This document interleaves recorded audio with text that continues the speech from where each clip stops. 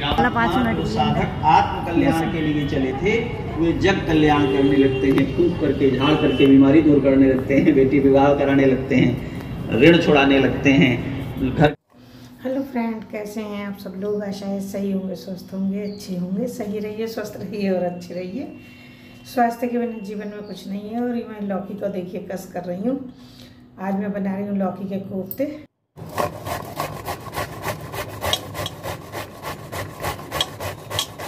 मैंने ले ली है लौकी और ये है बेसन मेरे पास और ये लहसुन, ये प्याज। मैं इसका मसाला तैयार करूँगी। और इधर बना रही हूँ मैं चटनी। मिक्सी ख़राब हो गई है तो मैं बना रही हूँ चटनी। ये मैंने कद्दूकस कर ली है ना, आमी, कच्ची आमी। और ये है पुदीना, ये है 4 मिर्ची, ये है थोड़ी सी प्याज, आधा प्याज, और ये हैं 2 लहसुन के जबे, और नमक और थोड़ा सा जीरा। ये देख रहे हैं आप, जीरा तो ये डाल लिया है। इसकी बहुत ही अच्छी, बहुत ही स्वादिष्ट चटनी बनती है, वो बनाने जा रही हूँ। अभी दिखाऊंगी मैं आप लोगों को कैसे बनाती हूँ। मैं इसको पीस कर ना सिलबट्टे पे तब बना रही हूँ। तो इस चटनी में हम डाल रहे हैं, देखिए नमक डाल रहे हैं अपनी मर्जी से, जितना आप खाते हो उस हिसाब से नमक डाल लीजिए। और फिर इसको धीरे धीरे ना पीसना शुरू कर दीजिए। देखिए इस तरह से पीस रही हूँ।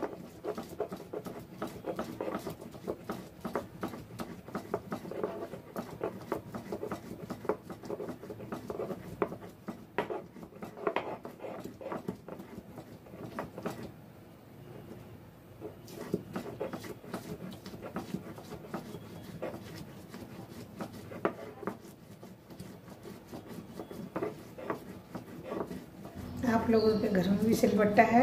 कभी कभी आप लोग भी बनाते हैं सिलबट्टे की चटनी? हमारे यहाँ तो लगभग 3-4 दिन में एक बार बन जाती है। मिक्सी की ही बनाते हैं, लेकिन इस पे ही बना लेते हैं। पहले मैं दिखाती नहीं थी ना आप लोगों को, लेकिन अब मैं दिखा रही हूँ कि देखिए हम कैसे बना के खाते हैं चटनी। और हर चीज़ का अपना टेस्ट होता है, तो सिलबट्टे का भी अपना ही टेस्ट होता है। सिलबट्टे पे जो चटनी पीसते हैं ना, असल में उसमें झाग नहीं होता है, क्योंकि मिक्सी में बनाते हैं तो उसमें बहुत सारे झाग हो जाते हैं। आप लोगों ने चेक किया होगा तो और इस पर बनाते तो बहुत अच्छी बनती है। और इसमें बिल्कुल पिस जाती है, उसमें कुचल जाती है, लेकिन इसमें बिल्कुल पिस जाती है। पिसने के बाद ना बहुत ही टेस्टी लगती है ये खाने में। तो सिलबट्टे पे बना रहे हैं। हमारे यहाँ ना कभी कभी कोई भी सब्ज़ी बनती है तो ज़्यादातर ऐसा हो जाता है कि किसी का मसाला अगर सिलबट्टे पे खाना है तो फिर ये लोग बता देते हैं सिलबट्टे पे बनाने के लिए। वैसे तो मेरा ज़्यादातर ना मिक्सी में बनाने का वो रहता है, क्योंकि जल्दी का काम रहता है ना, काम इतना ज़्यादा होता है तो जल्दी बनाने के चक्कर में मिक्सी में कर लेते हैं। और कभी जब फुर्सत होती है या मजबूरी होती है तो फिर इस पे बनाना पड़ता है सिलबट्टे पे। तो आज तो एक तरह से मजबूरी भी समझिए, क्योंकि सिलबट्टे पे बनाने के लिए ना मुझे ये मजबूरी है कि मेरी मिक्सी ख़राब हुई। तो सनी आएगा तो मिक्सी सही करेगा, उसके बाद देखिए तो फिर उसी पे बनेगी मिक्सी में। क्योंकि आदत पड़ी हुई है ना, फटाक से डाला सब कुछ और ज़रा देर में बस बटन दबा के पीस लिया। और इससे देखो हाथों की कितनी अच्छी एक्सरसाइज होती है ना। इसलिए ये हाथ और पैर पहले लोगों के ज़्यादा सही रहते थे, क्योंकि वो बहुत ज़्यादा चलते थे। और आजकल तो छोटे छोटे घर हो गए, छोटे छोटे मकान हैं, तो लोग ज़्यादा चलते फिरते भी नहीं हैं। और सिलबट्टे का, चक्की का, इन चीज़ों का इस्तेमाल नहीं होता है ना। कपड़े धोने के लिए धक्की कूटते थे, तो देखिए उससे ना हाथों की कितनी अच्छी एक्सरसाइज होती थी। कभी हाथों में पैरों में कोई प्रॉब्लम नहीं होती थी। लेकिन अब सब कुछ बटन दबाने से ही हो जाता है, तो इसलिए कोई करना भी नहीं चाहता। और उसी का नतीजा है ये घुटनों में दर्द, पैरों में दर्द, हाथ के जोड़ों में दर्द, कंधों में दर्द। तो देखिए मेरी तो चटनी भी तैयार हो गई। मुझे भी अच्छा लगा ना पीसते समय, कभी कभी जी करता है करने के लिए, तो मुझे भी अच्छा लग रहा है चटनी पीसना। चटनी लगभग हो गई है तैयार। इसको मैं अब निकाल लूँगी कटोरी में।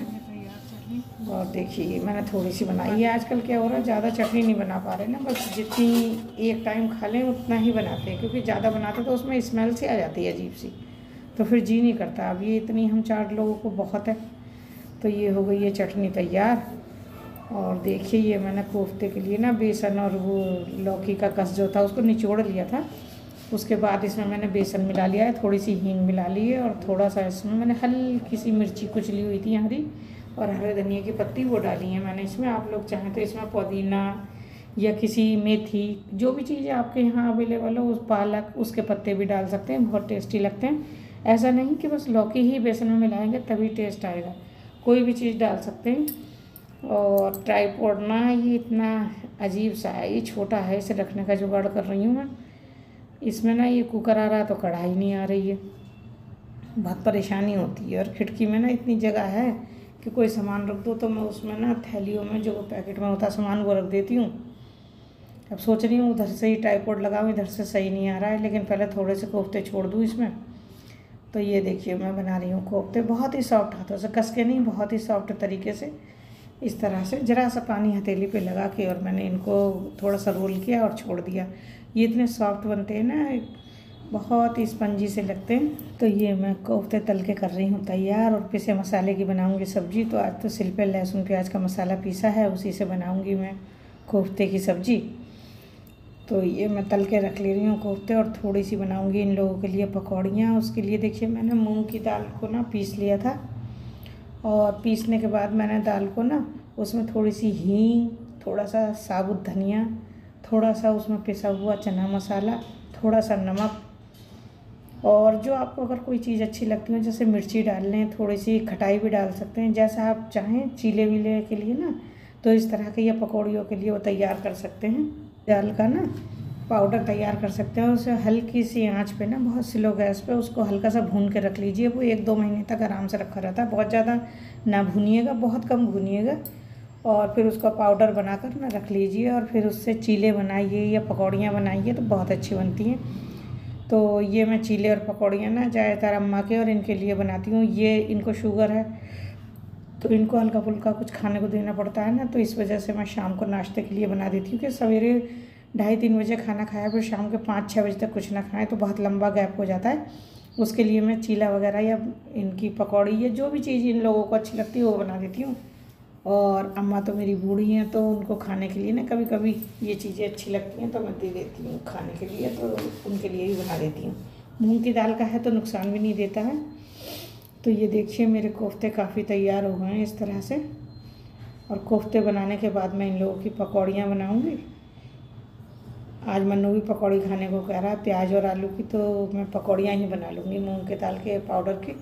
तो ये मैंने ना जैसे बेड़मी का और उसका आता है ना रेडीमेड पकौड़े का जो आता है मूंग की दाल का, वो देखा था मैंने, फिर मैंने उसको देखा तो फिर मैंने घर में भी बना लिया। वो काफ़ी महंगा बैठता है, घर में सस्ता पड़ जाता है, तो इसलिए मैं अब घर में बना लेती हूँ। लेकिन जिप लॉक वाली जो थैली होती है ना बाज़ार की, तो उसी में रख देती हूँ, क्योंकि ये डब्बों में कर करके रखना तो बहुत डब्बे इकट्ठे हो जाते हैं। आप लोग मेरे किचन में देख ही रहे हो क्या हाल है।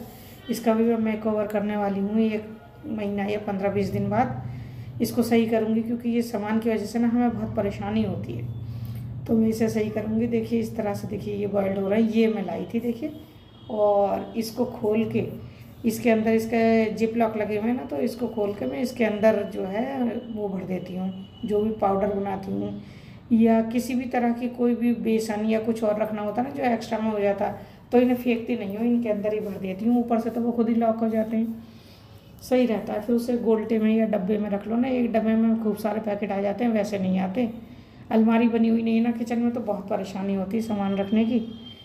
देखो हो सकता है 15-20 दिन बाद या 1-2 महीने बाद मैं अपनी किचन में काम कराऊँ। और ये जुड़ गए हैं थोड़े से, क्योंकि मैंने इनको चलाया नहीं है। कुछ लोग क्या करते हैं, पानी का ना इस पर हल्का सा छपाका मार देते हैं तो ये कूदने लगते हैं, लेकिन वो जब ज़्यादा चिकनाई होती है ना तब होता है ऐसा। मूंग की दाल के बड़े को तो ज़्यादातर सब ऐसे ही बनाते हैं, पानी की छींटे मार देते हैं तो वो छिलने कूदने लगता है पकौड़ा ना, दही बड़ा।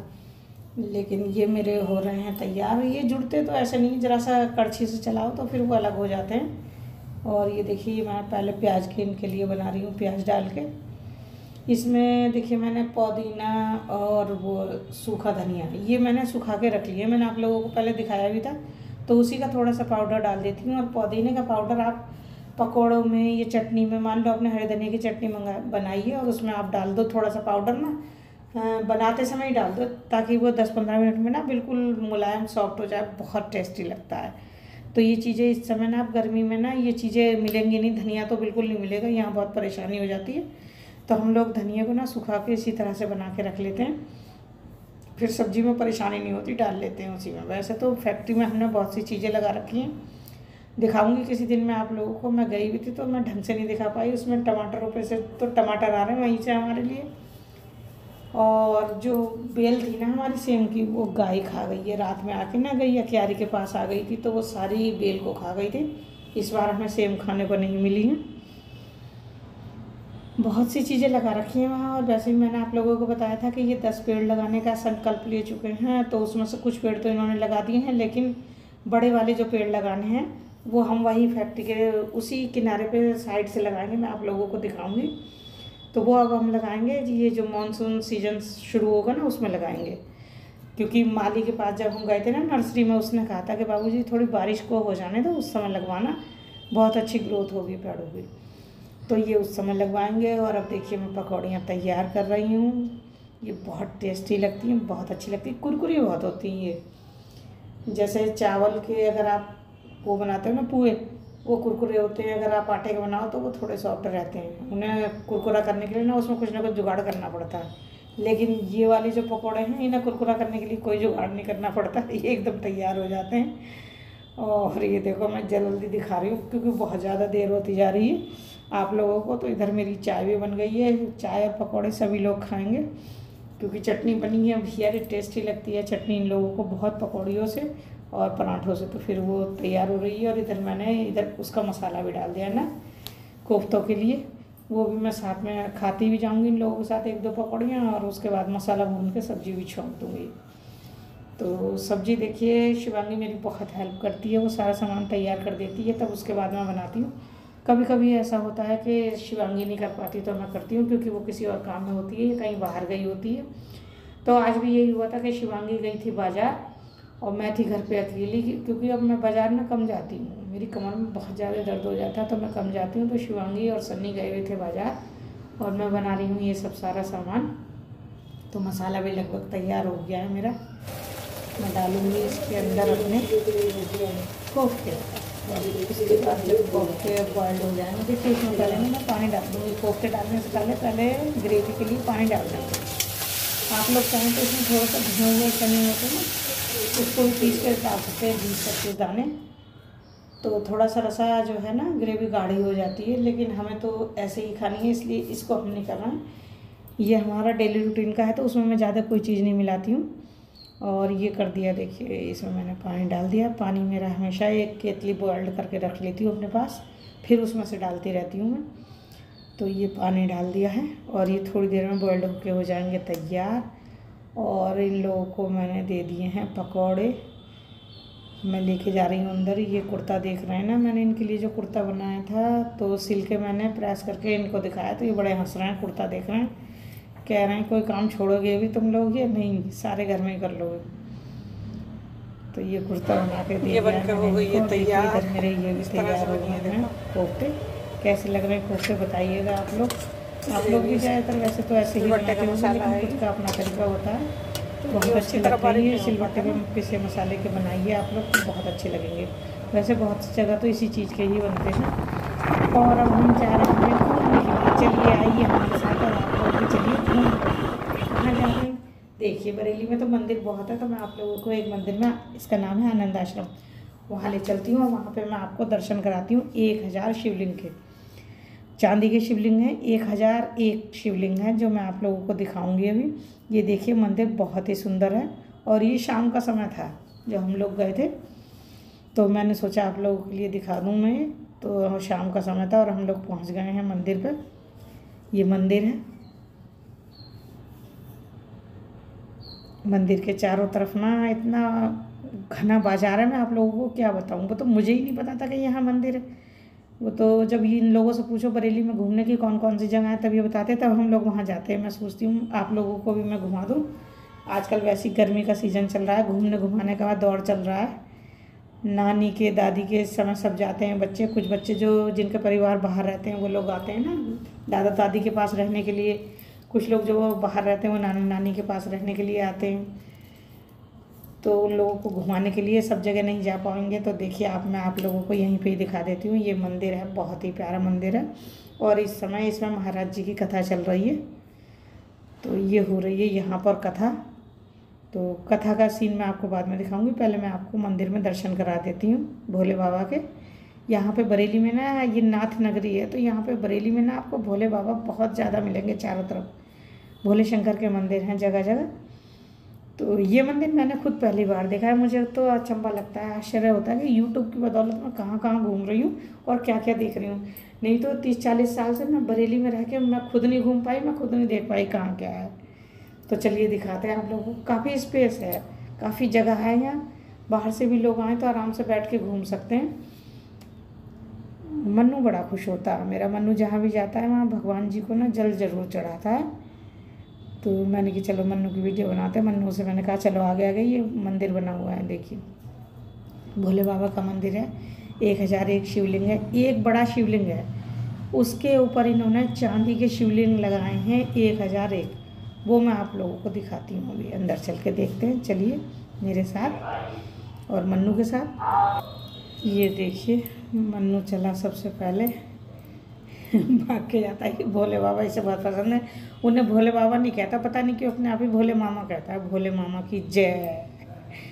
अब ये यहाँ जाके ना इसने बहुत शोर मचा दिया था जल चढ़ाने के लिए ना।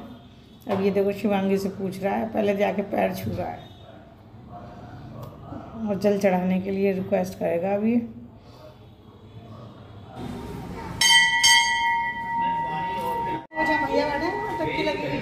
वो कर लो, पैर छोड़ लियो। भगवान कात्यायन सूत्र में जो बात कही, यज्ञ का संकल्प ले चुके व्यक्ति का कर्तव्य है मौन रहे। धीरे धीरे धीरे धीरे धीरे, आराम आराम से, आराम आराम से, आराम आराम से, थोड़ा थोड़ा धीरे धीरे धीरे धीरे धीरे धीरे चलो, पैर छुओ। और ये इसी मंदिर में ही और भगवान की भी मूर्तियाँ लगी हुई हैं, तो मैं आप लोगों को दर्शन करा देती हूँ। ये देखिए, तो मैं भी वीडियो बना रही हूँ और शिवांगी भी बना रही है, हम दोनों ही बना रहे हैं। तो ये हैं देखिए हनुमान जी खड़े हुए हैं बड़े आराम से। ये पुजारी जी हैं, पुजारी जी का गेटअप देखो। तो ये देखिए कान्हा कहाँ नहीं है, विष्णु भगवान कहाँ नहीं है, किस रूप में नहीं है। तो ये विष्णु जी हैं देखिए।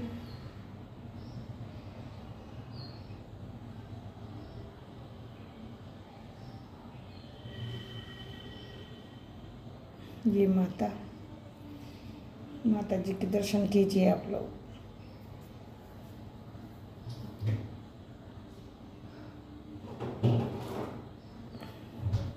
बस इसी तरह से बना हुआ है मंदिर, लेकिन मंदिर को बहुत ही साफ कर रखा है, बहुत साफ़ सुथरा है। ये बिल्कुल भी गंद नहीं है यहाँ पे ना, कीचड़ कुछ नहीं है। बस ये देखिए कितनी सुंदर सीनरी लगी हुई है, बहुत ही प्यारी है ये देखने में ऐसी लग रही है, लेकिन अगर आप खड़े होकर देखते हैं तो आप लोगों को बहुत अच्छी लगती है।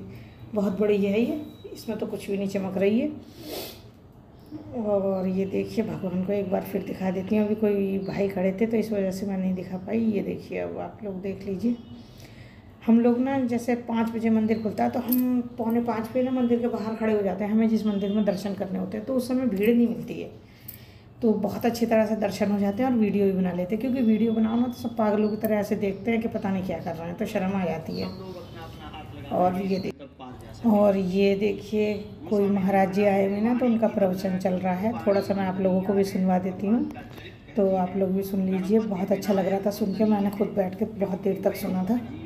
विघ्न को दूर करके उन्हें भगवान क्या कर रहे हो के योग्य बनाते हैं। ज्यादा पानी मत पियो, वंदना करते हैं, पानी ज्यादा ना पियो। की तो कहते हैं चलें, आपकी इतनी प्रशस्ति क्यों की। चलें शिवांगी, गाइए गणपति जगवंदन। आप लोगों को स्मरण है, जब सारी प्रार्थना कर ली और गणेश जी मुस्कुराए, प्रसन्न हो गए, बोले क्या चाहते हो गोस्वामी जी। तो कहा मांगत तुलसीदास कर जोरे।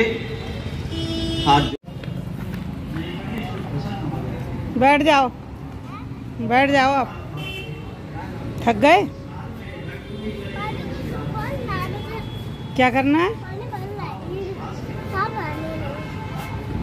मन्नू थक गया है, मन्नू बैठ गया है। इसमें पानी नहीं भरना बेटा, ये तो पेड़ों में पानी देने के लिए है।